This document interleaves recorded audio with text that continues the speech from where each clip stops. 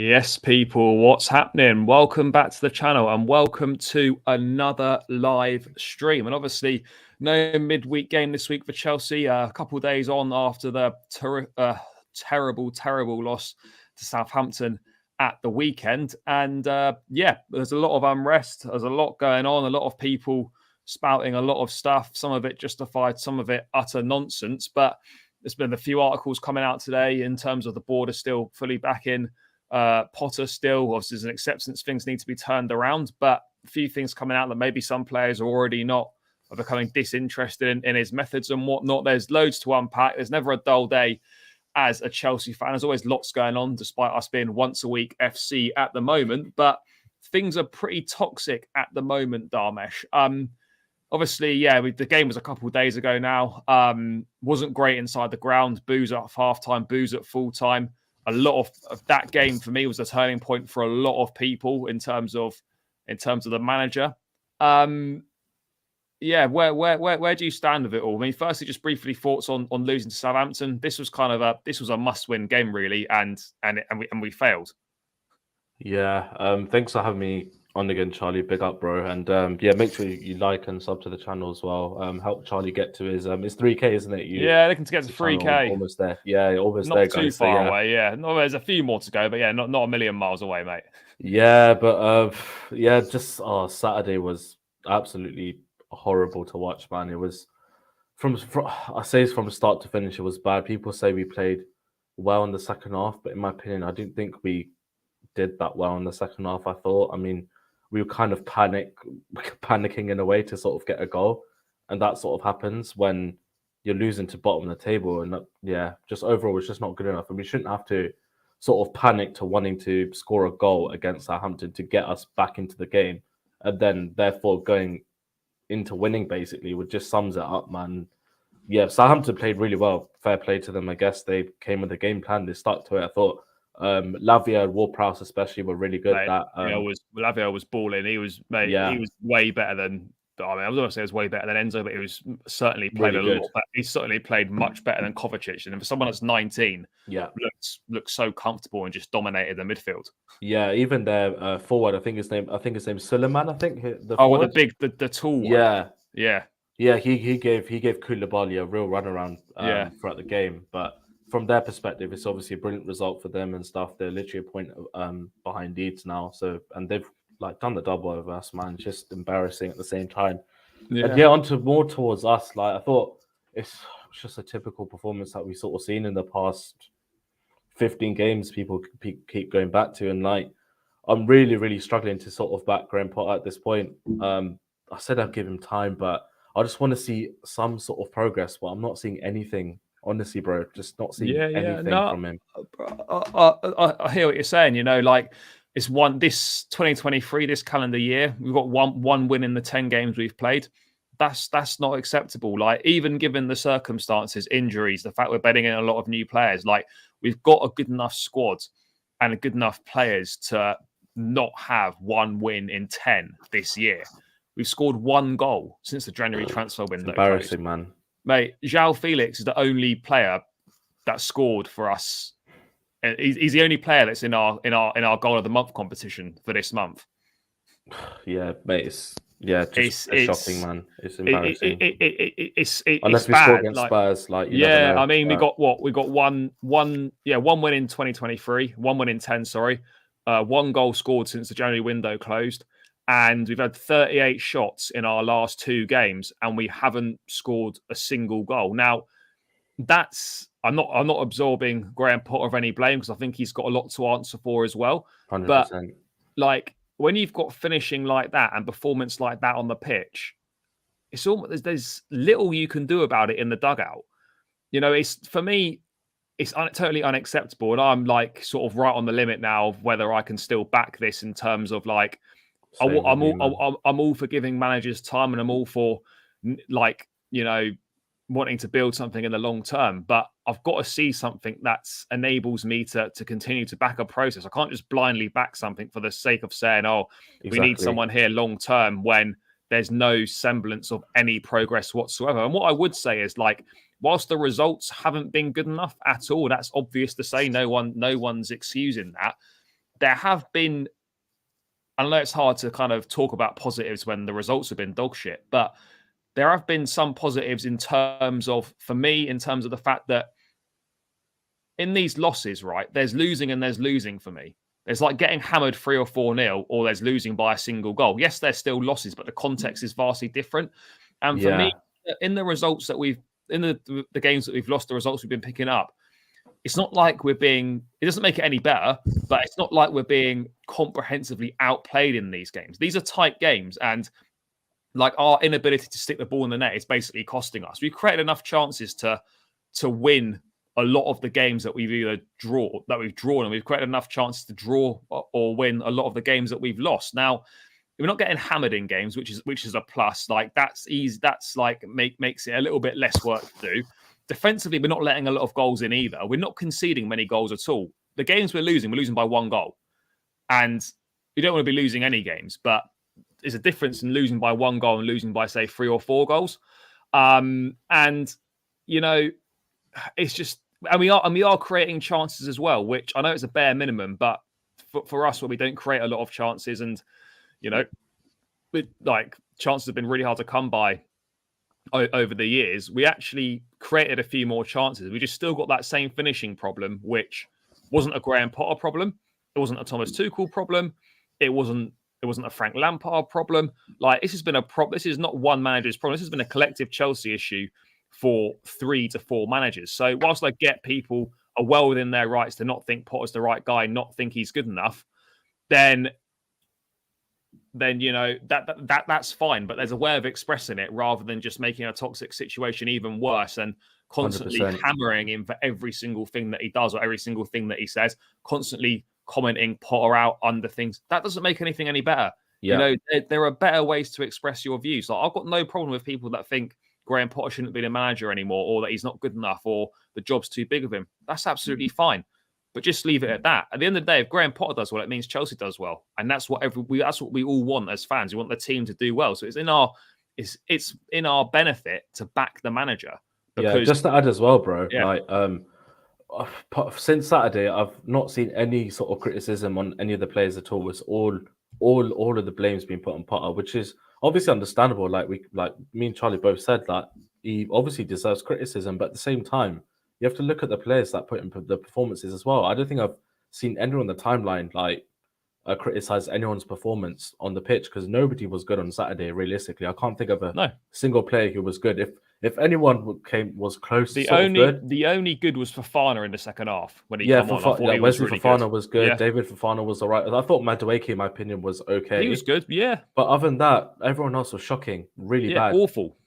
And I literally don't see anyone slandering any of those players. It's all on the manager, which, like I keep saying, is understandable. But at the same time, like what Charlie said, not scoring against Fulham and not scoring in this game, with the chances you created against Liverpool as well, that's not down to Graham Potter to sort of go on the pitch and score the bloody goals himself. It's down to the crap forwards that we have at the club, and that's just how it is at the moment. Yeah, that is how it is at the moment. I understand that when confidence is low, like you're more likely to snatch at your shots, you're more likely to rush at your decisions. Things are more likely to not be good. We've all been there whether it's in work or just situations in life where you're not confident or your confidence is down, you don't tend to produce the goods.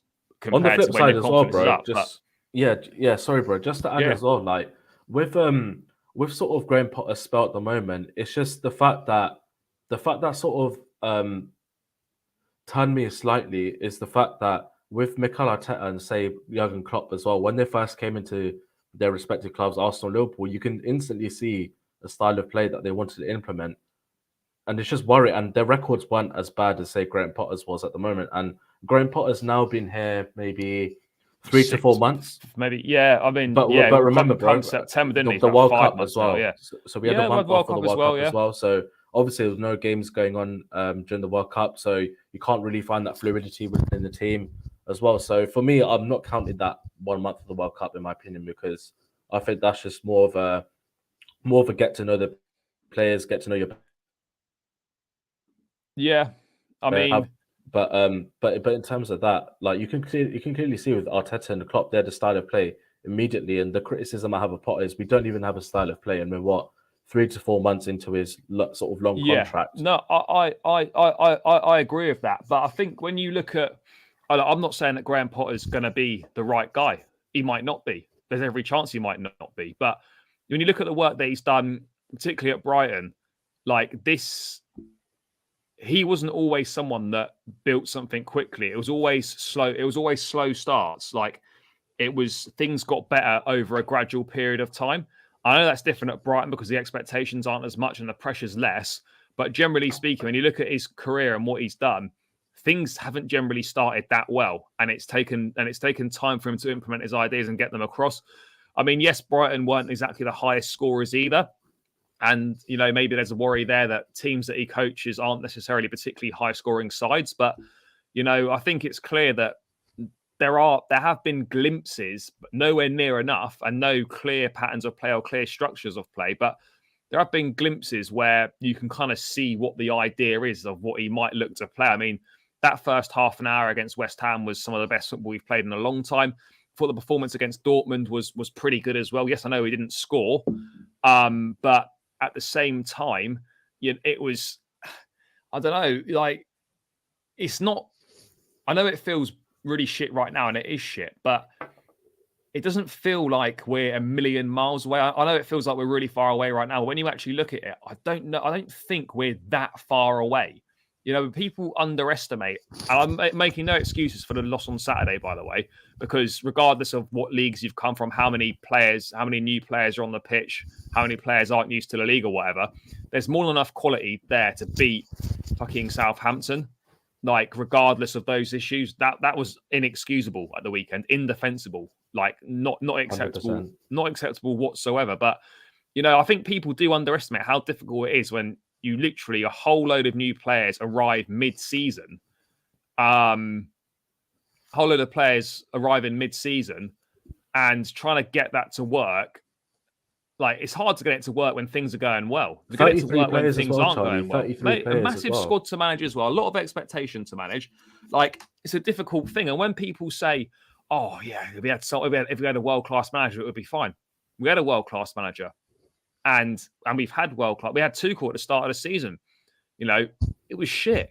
Let's not pretend that Tuchel was like, look, we all love Tuchel and we got a great affiliation with him. He's got a great connection with the fans in the club. But let's not pretend that Tuchel was like some sort of god and the form was amazing under him.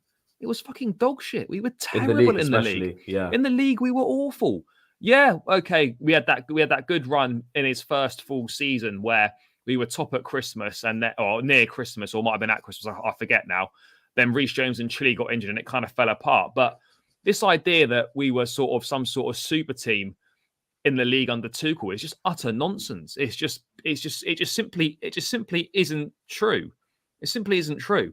Like, I love Tuchel, massive fan of his, but let's not try and reinvent him to something that he wasn't. The league form under him wasn't good. Yes, we won Champions League and we're forever grateful for everything we've done. He's a superb manager, and I wish he was still here, and I wish that he hadn't been sacked. But let's not make out like he was an amazing manager in the Premier League, because he wasn't. We need to move on from him as well. We have to move on. We have to move on from him. Like, the league form wasn't great under him. We finished what?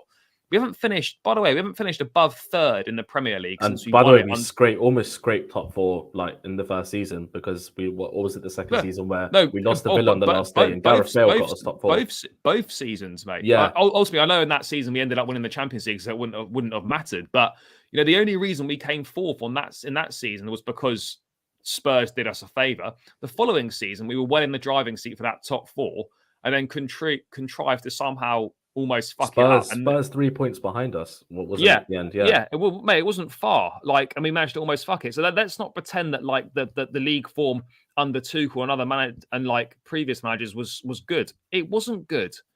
Big up Ollie in the chat, by the way. Yeah, Ollie, big up, bro. Yeah. Mate, I must have missed that. Where is it? Let's get it back.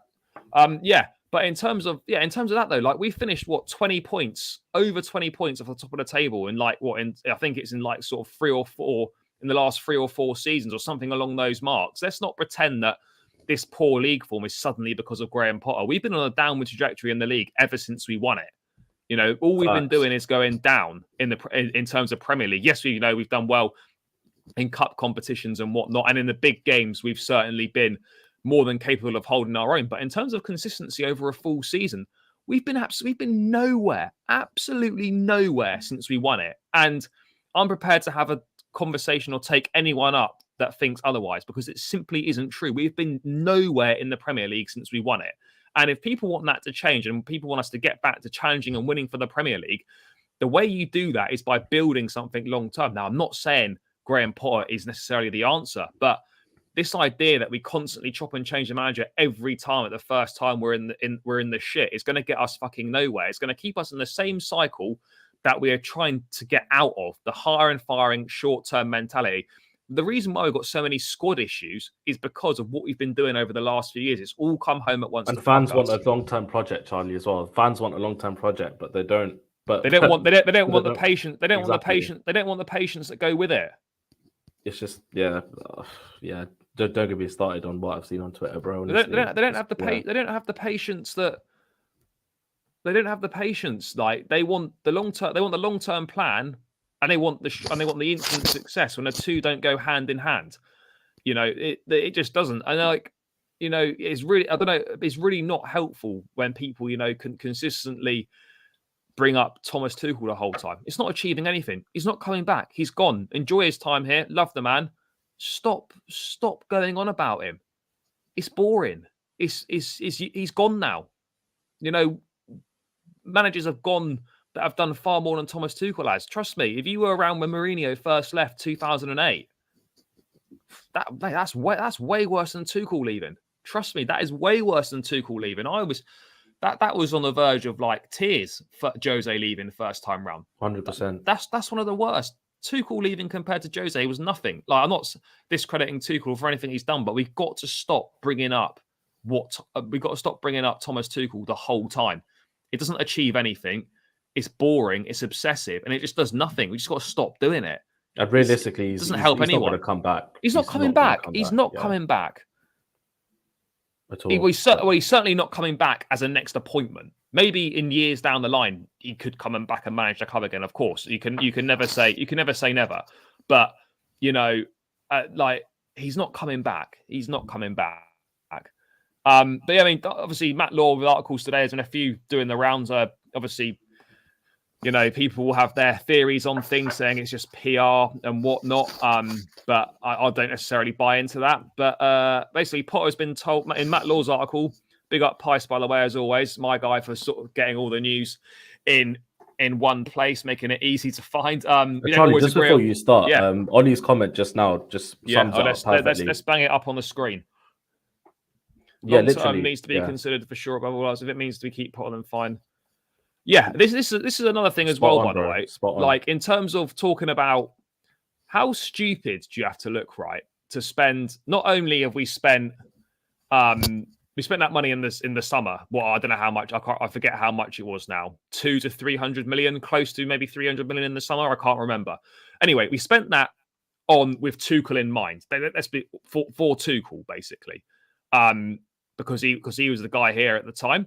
And then we sacked him a month or two after the window closed. So that then seems pretty stupid in terms of the situation at the club. They would have known when they were doing this that he wasn't the guy and that wasn't the plan. No, the visions didn't align. He was moved on. It is what it is.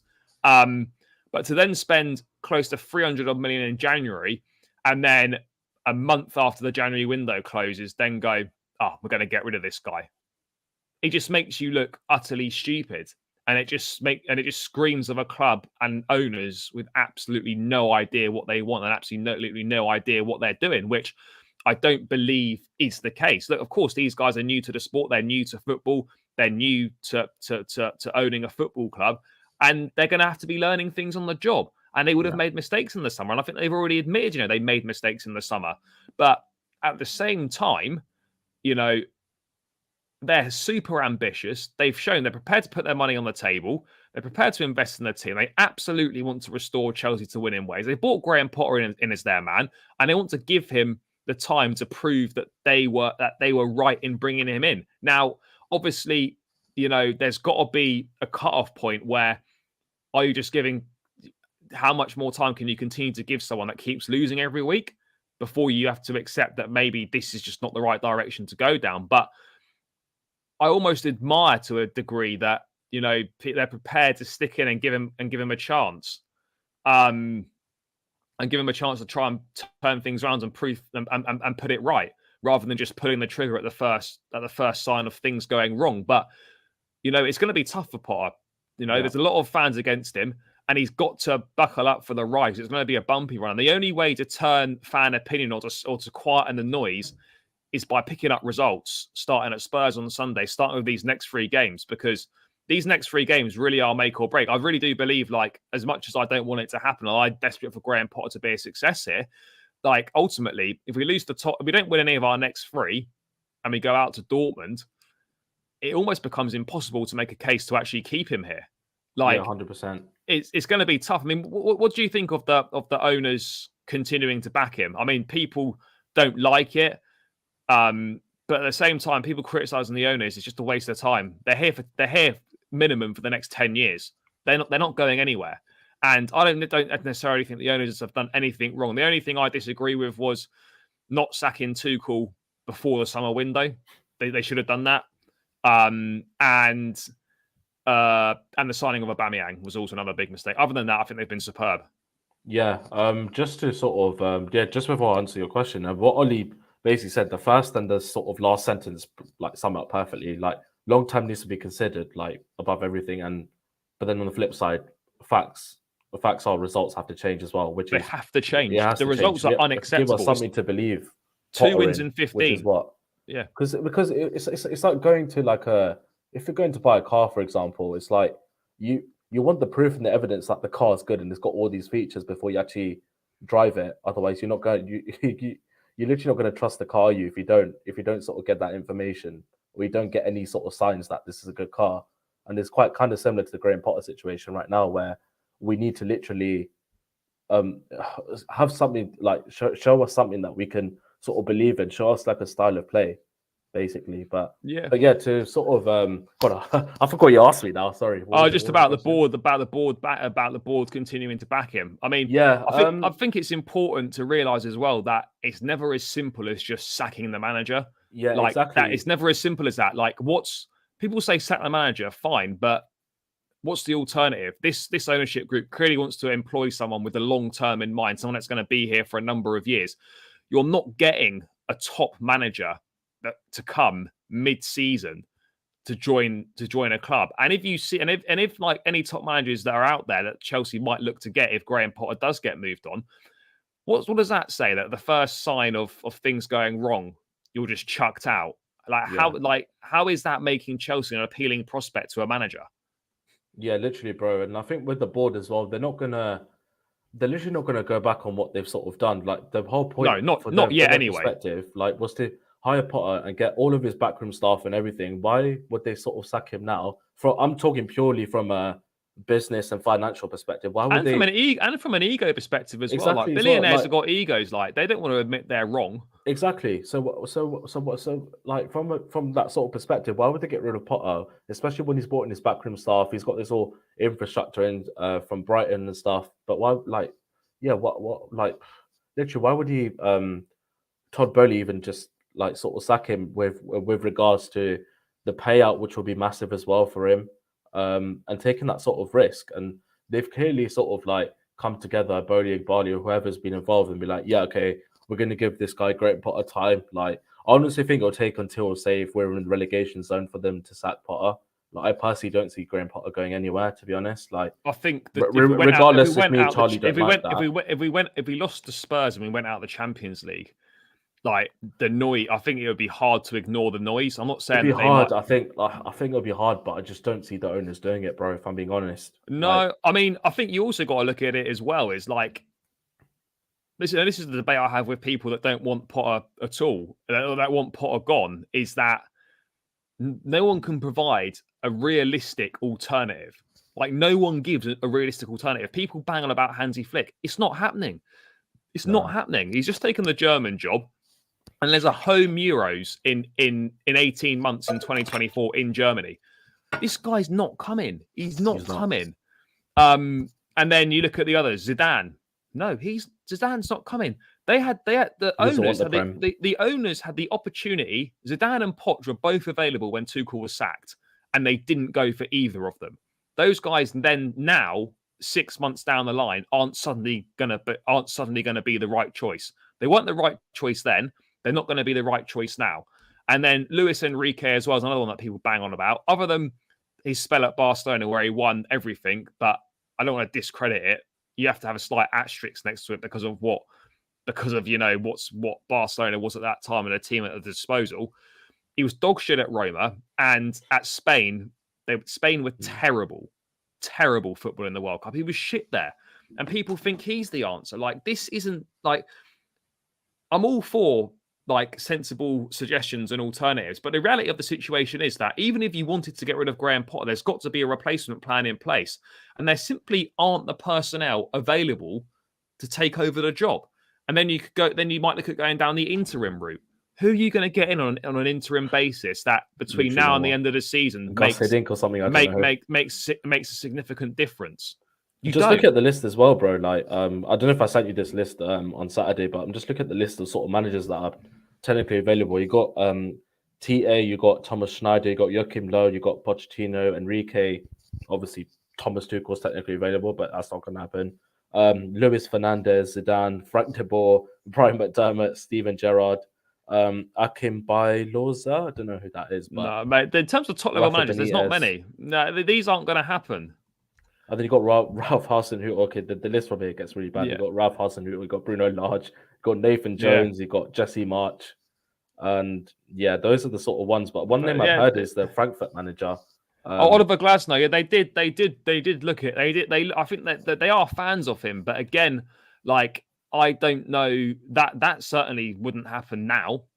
That would be process situation, bro. Yeah, but this is what I mean, though. Like, people call for the manager to change. Like, even if a better manager, quote unquote, comes in than Graham Potter, they're going to go through a difficult period as well. What? Then are you going to start calling for him to go as well? And the thing is, they might even like the players that say, okay, let's just say, for example, I'll just give an example. Say if let's just give Luis Enrique or Rafa Benitez, say if either of them come in to the job tomorrow, they might not even like João Felix. They might not even like Mykhailo Mudryk. And they might not even like these kind of players, but they might fancy players that are on loan. So they might like the look of, say, Hudson-Odoi, for example, and want him to be in the first team. We just don't know. And then what's the point of Todd Boehly sort of spending that money in what he did in January? Well, this is it. And stuff. And but I mean, just to fire him. It doesn't make sense. I mean, this hitting round 3 like this, I can guarantee, right? If Roman was in charge, I mean, Potter would have never been appointed under Roman anyway. But if Roman was in charge, mate, Potter would have been long sacked. We know that, and it probably would be Gus hitting round 3.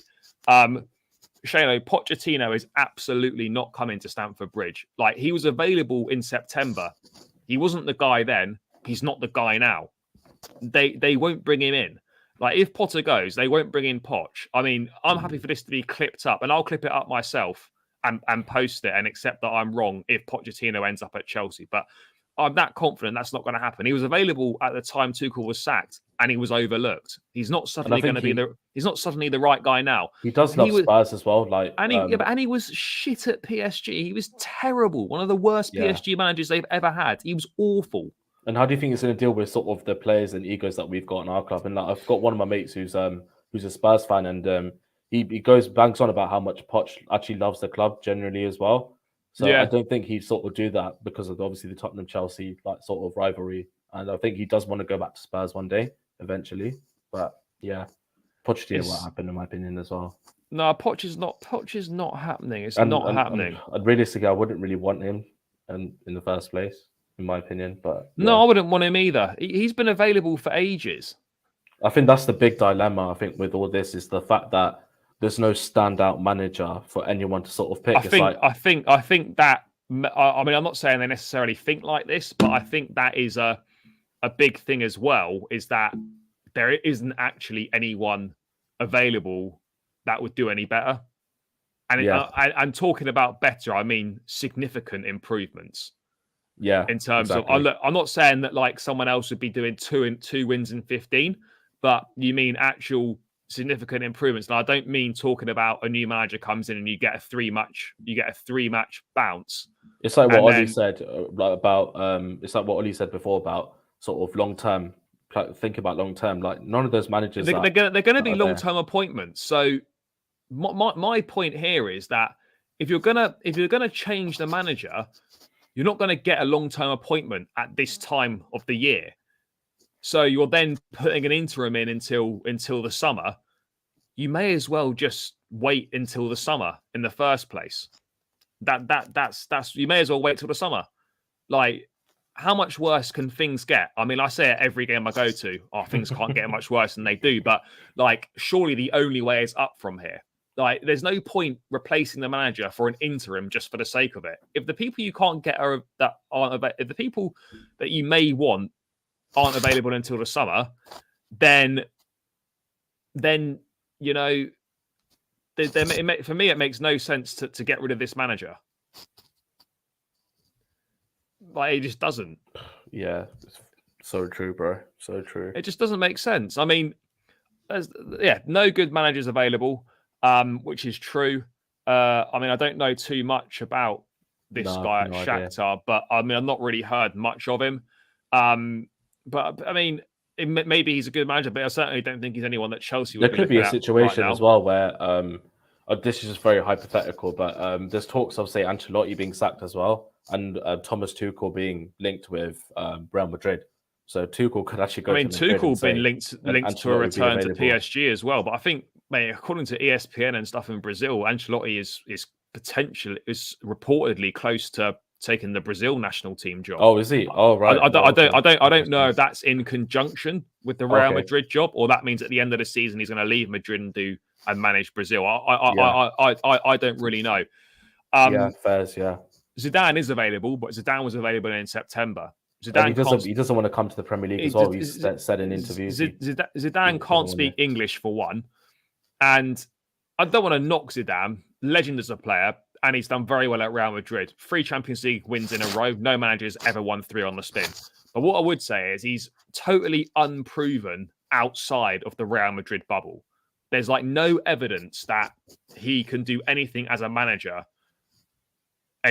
outside of Real Madrid. Because he's not obviously he hasn't had the chance, but I don't think being good at Real Madrid for a few seasons, which admittedly he's done very well, is a problem. Like, he doesn't speak English either, which is not ideal. We'd be like translator settings like Bielsa at Leeds. Like, it's not helpful. And again, I go back to my point. Zidane was available at the time. Like, he wasn't the guy then. He's still out of work. He's not the guy now. He's not the guy. Yeah, he just isn't the guy. Darth, big up, bro. Current thoughts, Potter in. I mean, I never want to jump on like the Potter out wagon, but in terms of that, I'm never gonna like tweet Potter out and things like that. But I'm going to be realistic about the situation. And like, for me, I'm losing faith. And if we were to lose the next 3 games, like, for me, I can't sit and defend Graham Potter. Yeah, 100%. It's pretty hard. It's pretty tough to defend him right now. Yeah. But if we were to lose the next 3, the next 3 are Spurs Sunday, Leeds the following weekend, then Dortmund in the midweek. Those are the next 3. We lose all them.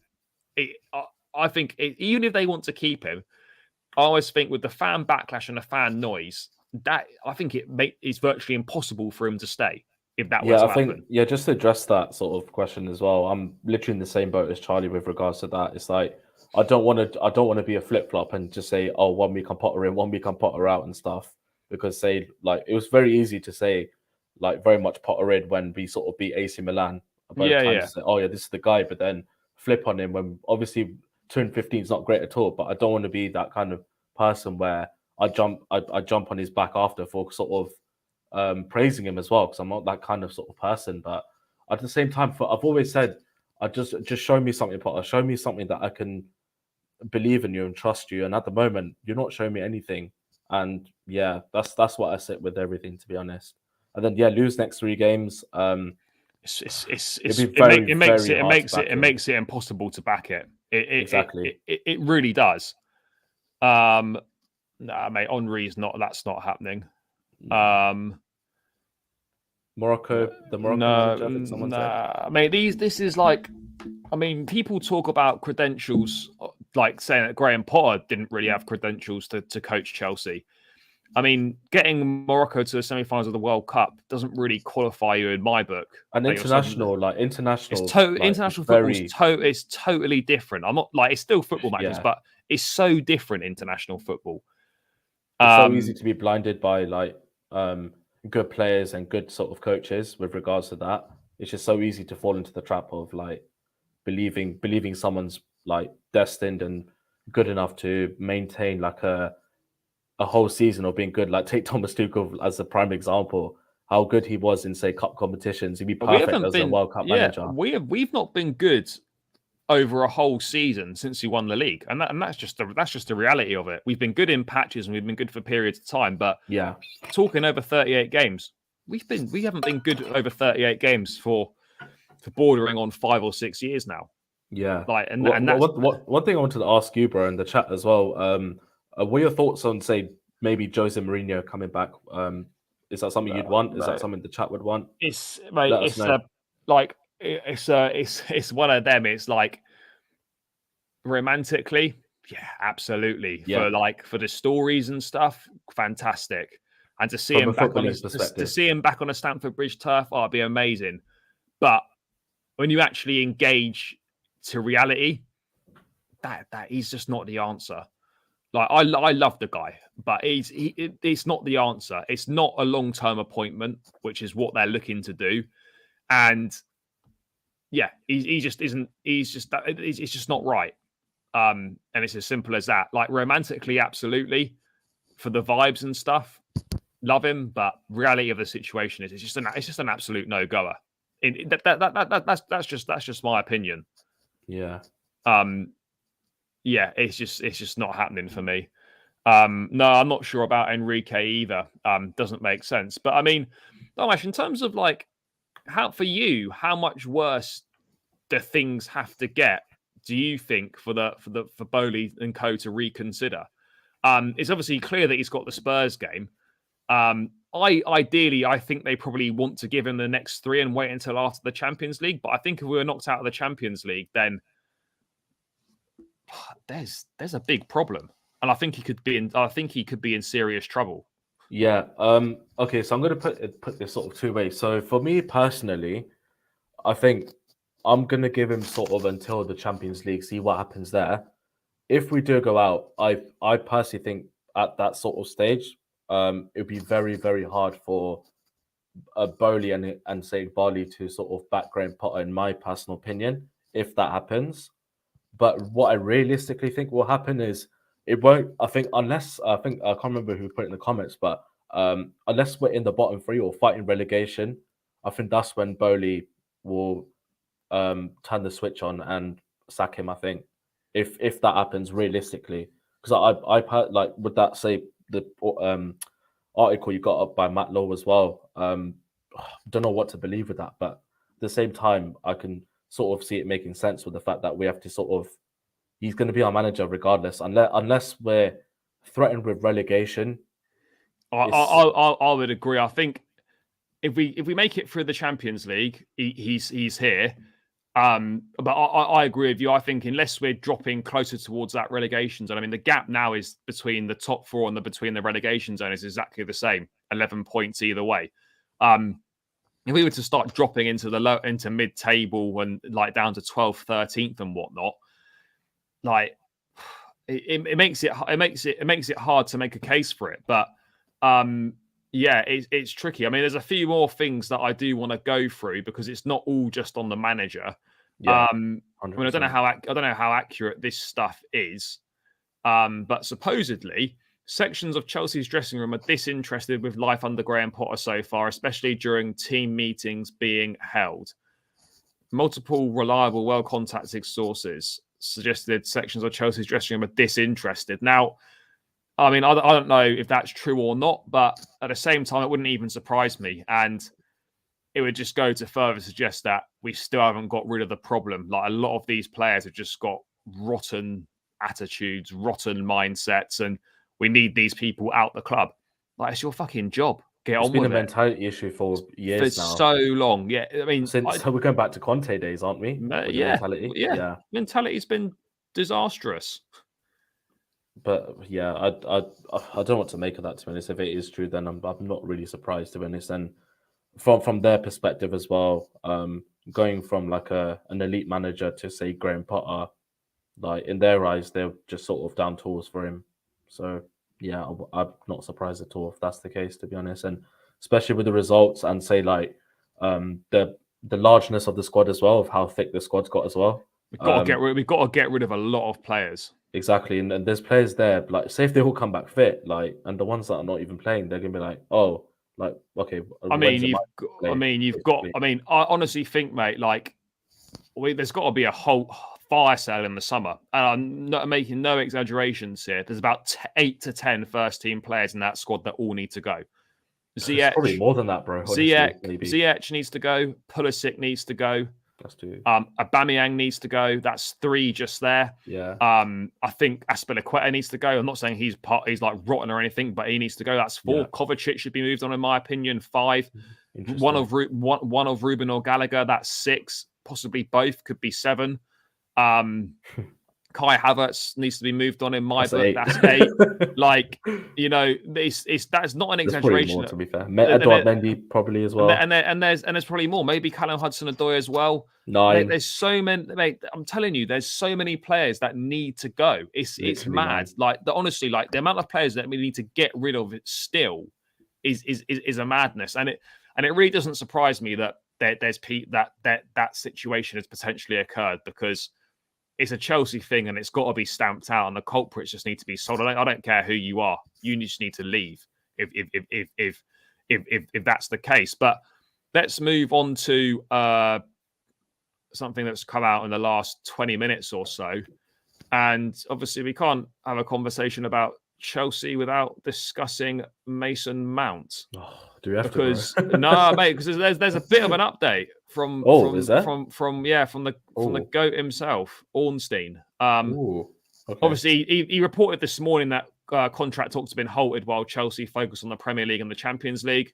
Not expected to resume until the summer, and then the club intend to agree new deal for Mount or sell. Let me just find it now on here, what the next bit is.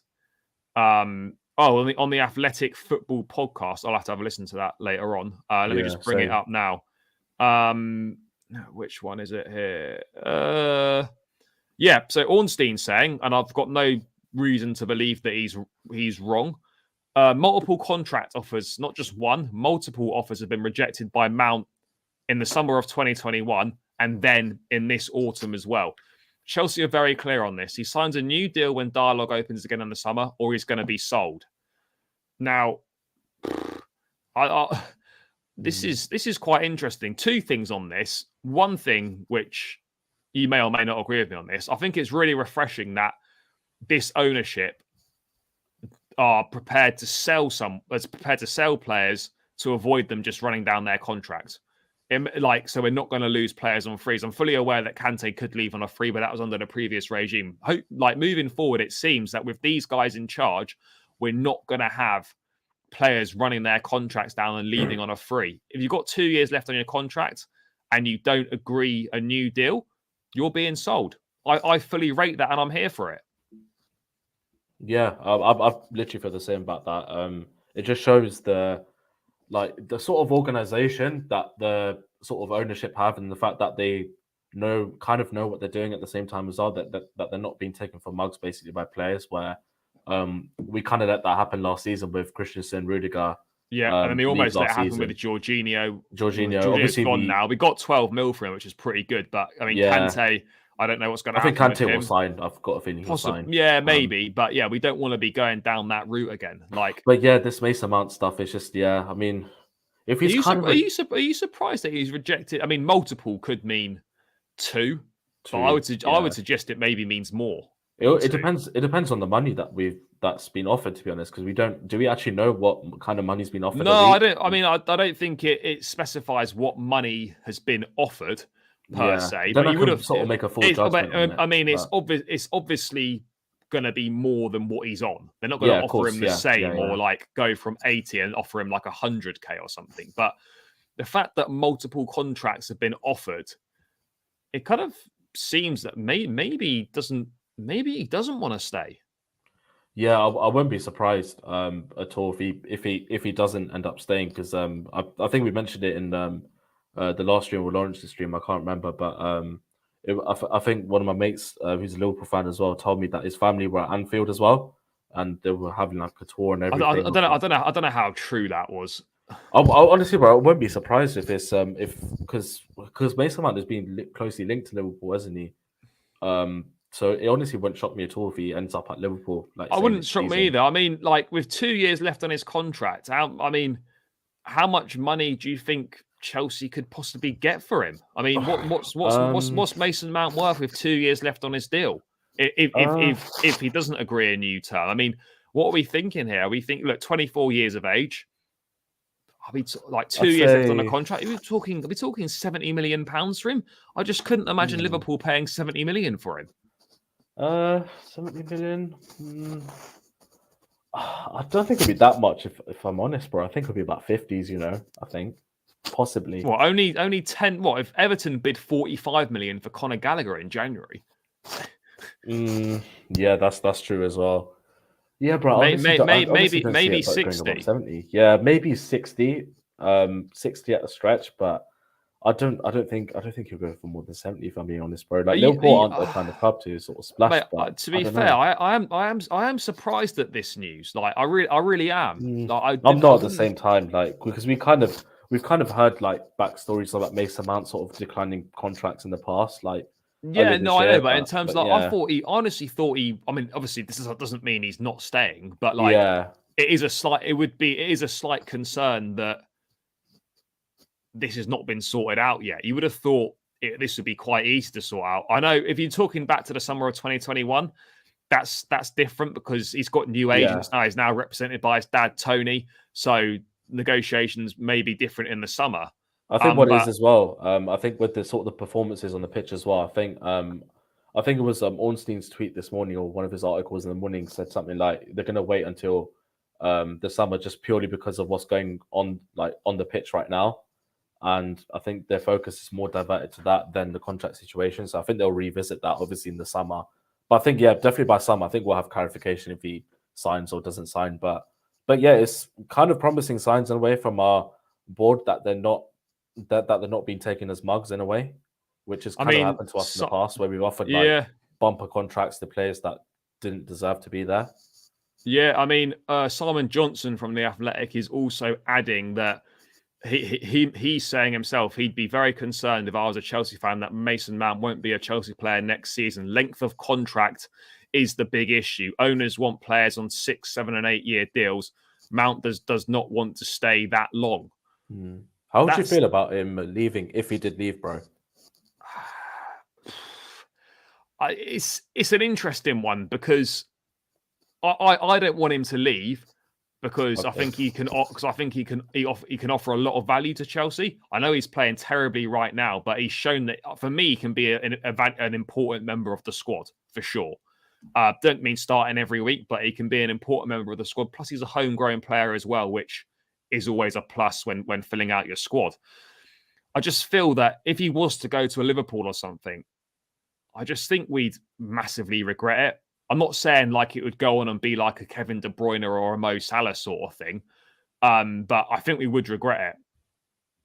Especially going to a rival as But well. at the same time, though, if he doesn't want to stay here, then he has to be sold this summer. Yeah. That's the reality of the situation. Like if he doesn't want to be here, there must be a reason for that. Maybe he doesn't feel valued by the club. Maybe the criticism from the fans is too much for him, or thinks it's unfair. I think it's a lot of it's massively over the top, and I could Yeah. fully understand him potentially wanting to explore options elsewhere. But to think that a guy that's been at Chelsea all his life and has been earmarked as a potential future captain is a back-to-back Chelsea Player of the Year, to suddenly think that he wouldn't want to be here. Kind of what's changed, other than the fact he's been shit this season? What really has changed to maybe make him think otherwise about being here? I don't know. Yeah, it's an interesting one. Just one of those where I think we'll have to, yeah, like we keep saying, just wait and see what happens. To be honest, but I get they want contract, they want to tie the best young players down to long-term deals. But why would they be against? Like, why would they not want Mount to sign, say, a 4-year deal?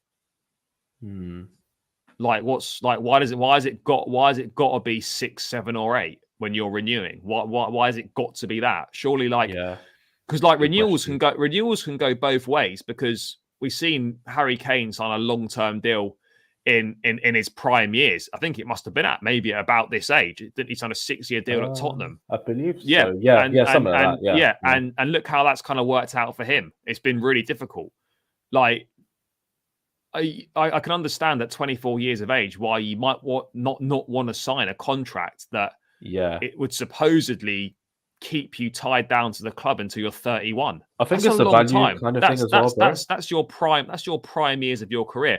I get it. You're protecting your asset as well, because if they want to leave or someone wants to buy, they've got to pay top money, because I think that's because of the years left on the contract. But I also fully appreciate the fact that, you know, you can't. Yeah, that people might not want to do that.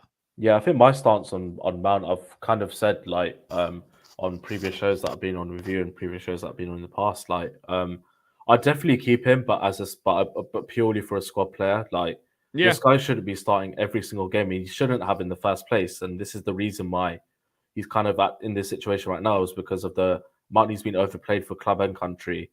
And obviously, like, nobody wants to keep a bench player that's like worth about 200k a week, but at the same time, we can sort of find that compromise maybe to up his wage, but then at the same time not offer too much in a way where he's not basically taking the piss, basically. So yeah, that's my sort of stance on Mount, to be honest. And I think a bit of spotlight, like, look, for example, look at Marcus Rashford as a perfect example. When the spotlight was on him, but like Rashford was shit last year. He's been shit for the last couple of years, and suddenly it's now coming together again. Yeah, exactly. But I think it's because the spotlight's not on him as much as it was before. And I think it'll be a similar situation to Mount, where if we take him out the team for just a little while, if we keep the spotlight away from him for a little bit, and if he comes back in the team, maybe slowly you'll start to perform again. Who knows? I don't know. I'm not Mason Mount. Like, I'm not his coach. But it's a tricky situation. It really is. Yeah. I mean, I'd be more inclined to keep at this point. You've got a lot of players that are out of contract in 2024. Mount, Kovacic, Ruben. I think Pulisic's out of contract in 24 as well. That's 4 like sort of first team players there straight off the bat that I could just think off the top of my head that are out of contract in the summer. Sorry, not in the summer, in 2024. So if they don't sign new deals, they're gone in the summer. Like, there's a lot of people. Yeah, it's an interesting one. Yeah, out of those, I don't know who I'd sort of keep and who I'd let go, to be honest. I think Kovacic, given his injuries, I'm not sure at the moment. I would sell Kova. He's not going to accept reduced payment terms. I don't think he's worth more money than what he's currently on. That's just my opinion. That might be unpopular, but I think we can do better. And I got no problem with Kovacic being a squad player, by the way, but I don't think he would accept that.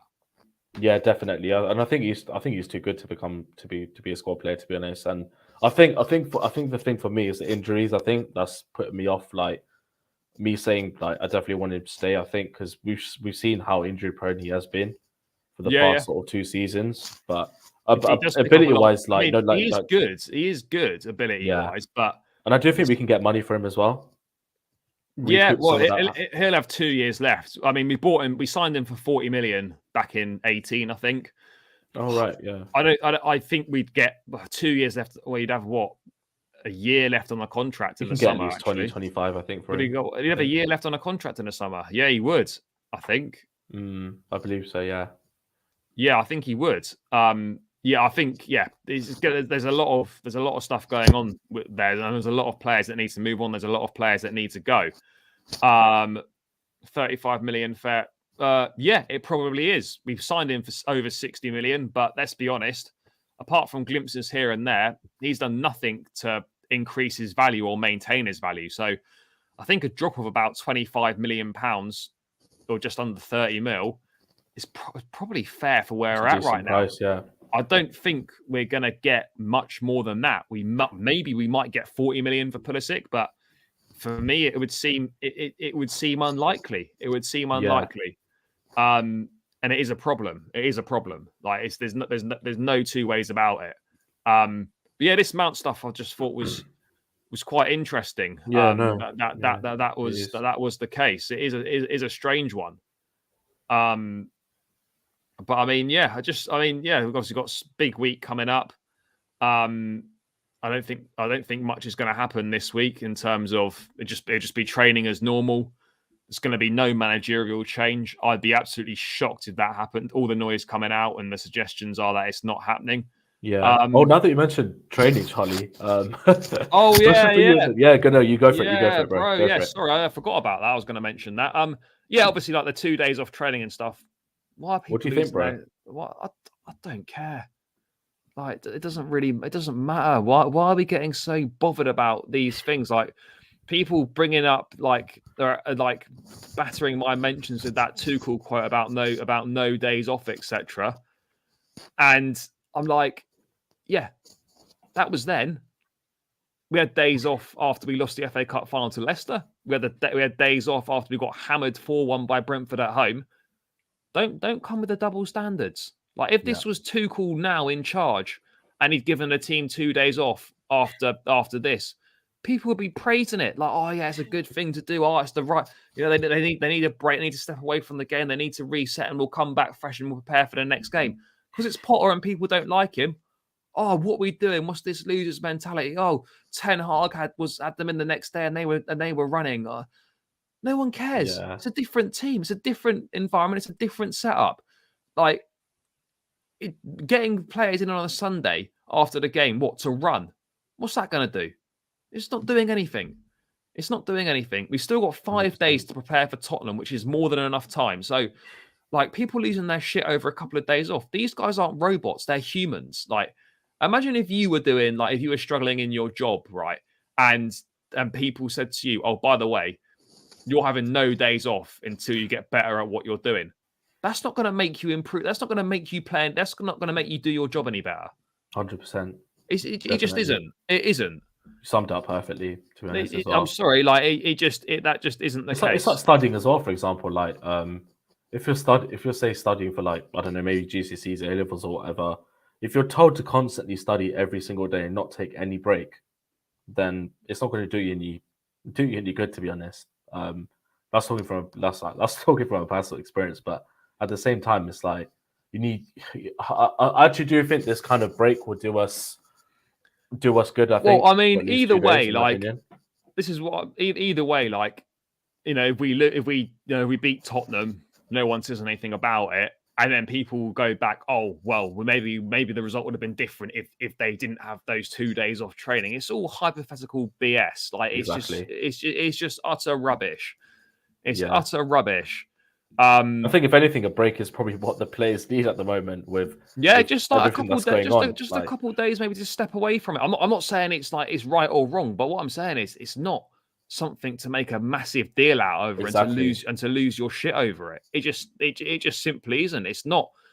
It really isn't that big a deal. Oh, bro, the last thing I wanted to cover actually before we round this one out was about Aubameyang. I'm seeing a lot of people bring in revisionist takes on Aubameyang like he's some sort of prime R9 and that like we've treated him like shit and whatnot. Like maybe you could argue the treatment was perhaps harsh or whatnot, but let's not start reinventing the wheel and pretending that Aubameyang was like some sort of lethal goal scorer for us and it's an absolute travesty that he's been left out of the squad and he's not playing recently. This guy's done nothing since October. Let's not suddenly pretend that he's like the second coming and he was a solution and that if he was playing, then he wouldn't have lost these games.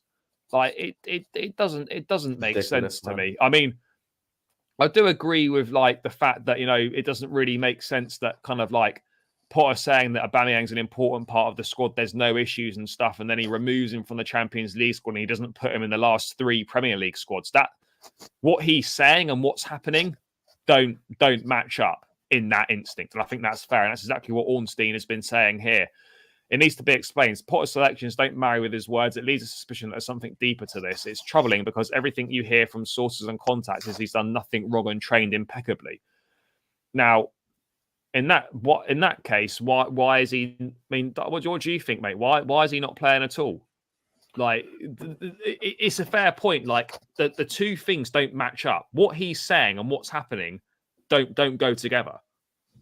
Yeah, it's a bit of a weird one with Aubameyang, to be honest. But I'm just reading that thing again. The thing you got on the screen.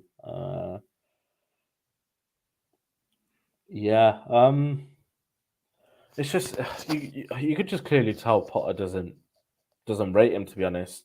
Whether we like it or not, Graham Potter's the one who makes the decisions at the end of the day. And obviously he was a Thomas Tuchel signing, wasn't he? Like, he was purely bought in just for Thomas Tuchel. And it's like the point I made before about saying next manager coming in, like, they might favour Aubameyang over, say, Fofana, for example. Bro, no one's... Aubameyang was just a complete disaster. It was a disaster with regards to Potter not wanting him, and that's why I keep saying, like, a new manager coming in, he might even like all the signings we've made. So, and we've learned that with Aubameyang. So yeah, I mean, literally.